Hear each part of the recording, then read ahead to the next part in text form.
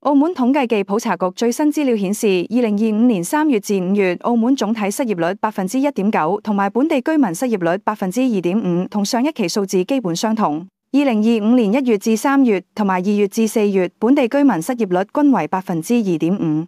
居澳勞動人口38.02萬人及就業人口37.30萬人，較上一期分別減少400人同埋200人。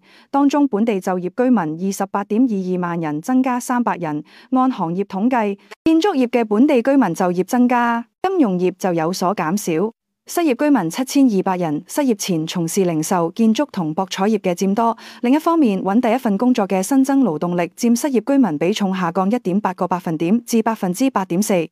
總體就業不足率1.6%及本地居民就業不足率2.1%，較上一期分別上升0.2同0.3個百分點。就業不足居民6000人，增加800人。